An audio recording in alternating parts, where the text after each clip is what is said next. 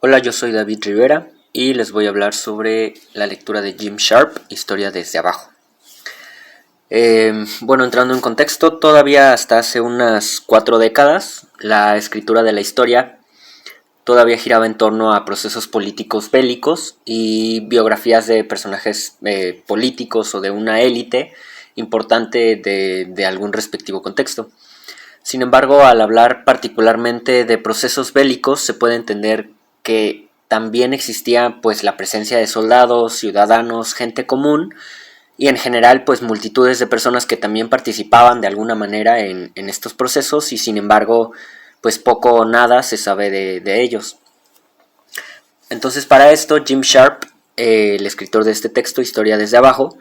comienza mencionando que después del 18 de junio de 1815, es decir, después de la batalla de Waterloo, en donde los ingleses derrotaron a Napoleón Bonaparte y a su ejército francés, un soldado británico de nombre William Wheeler escribió cartas a su esposa en donde pues él narraba su experiencia personal de todo lo que estuvo viviendo durante el conflicto de la batalla de Waterloo. Entonces de esta manera, con este tipo de fuentes se puede distinguir entre una historia de un personaje militar, como bien lo podría representar Napoleón Bonaparte, como un personaje élite, con respecto a lo que sería una historia de un soldado o de los soldados comunes, como William Wheeler, que de no haber sido porque él escribía sus cartas a su esposa, pues al día de hoy no se sabría nada ni sobre él, ni de lo que narraba para poder alimentar la reconstrucción de este proceso histórico. Por lo tanto, retomando la cuestión de la historia o los antecedentes de la historia desde abajo, ya a partir del siglo XIX se comenzaba pues una ligera tendencia a escribir una historia desde esta perspectiva social, desde esta perspectiva de las masas. Sin embargo, pues todavía persistía esta escritura de la historia de las élites, por lo que fue básicamente hasta casi la segunda mitad del siglo XX cuando algunos historiadores como Edward Thompson, Eric Hobsbawm y Carlo Ginzburg pues trabajaron las posibilidades de ciertos objetos de estudio para la historia social y la historia desde abajo. Ahora bien, la escritura de la historia desde abajo, pues aunque ha tenido pues muy distinguidas publicaciones, pues también cuenta con diversos retos y con diversas posibilidades. Un primer ejemplo de un reto sería la reconstrucción de los procesos acorde a la temporalidad en las que están inmersas. Es decir, pues obviamente va a ser menos complejo conforme se analice un proceso próximo al devenir, al tiempo presente. Por ello es que también dentro de esta historia desde abajo también se le ha dado mucha importancia a lo que sería la historia oral, puesto que pues las fuentes, al ser personas entrevistadas, pues evidentemente se está narrando un proceso que no es tan lejano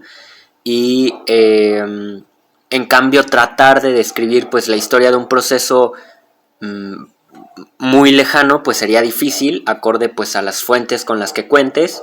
y la interpretación que le des a estas fuentes. Otro de los retos es cuáles son los objetos que comprende la historia desde abajo y que se puede entender por una infinidad de términos y conceptos como lo sería pues cultura popular, qué significa abajo y quiénes son los grupos sociales que podrían entrar en este tipo de categorías. Sumado a estos retos, también el desarrollo de esta historia desde abajo pues ha estado pues bastante comprometido con otros campos de interpretación histórica porque pues estos han vinculado sus teorías y sus conceptos con este tipo de historia. Y un ejemplo de algún campo de interpretación histórica pues evidentemente sería el marxismo, porque pues sus campos de estudio, sus objetos de estudio se han centrado específicamente en la clase obrera, la cual pues como grupo social pues bien podría entrar en la categoría de la historia desde abajo. Una de las problematizaciones, pero que también podría ser considerada como una posibilidad, es que al hacer uso de fuentes cuyos autores fueron personas ordinarias, pues se puede dar un acercamiento a la subjetividad de estos individuos y esto pues de cierta manera puede poner en duda pues la veracidad de la fuente. Y por el otro lado pues también está esta cuestión de hacer uso de fuentes consideradas como objetivas por haber sido escritas por instituciones o este tipo de personas de élite. Un ejemplo de cómo se pueden abordar las subjetividades de una fuente para retomar un proceso histórico, pues es esta obra de Carlo Ginzburg, que es El queso y los gusanos, quien a través de actas inquisitoriales llevadas a cabo contra un molinero apodado Menocho, Carlo Ginzburg pudo reconstruir el sistema de creencias de este molinero, que fue acusado por la Inquisición, y entonces se entiende aquí que las fuentes que Carlo Ginzburg utilizó fueron fuentes por la institución inquisitorial, que eran las actas inquisitoriales, pero su objeto de estudio era evidentemente el molinero y sus creencias. Entonces, esto es como la posibilidad de tratar fuentes que son plenamente subjetividades, pero tampoco dejar de un lado pues las fuentes que son consideradas objetivas. Y bueno, Carlo Ginzburg es quizá uno de los más destacados dentro de la microhistoria italiana y occidental, pero pues también su campo de estudio entraría en historia desde abajo.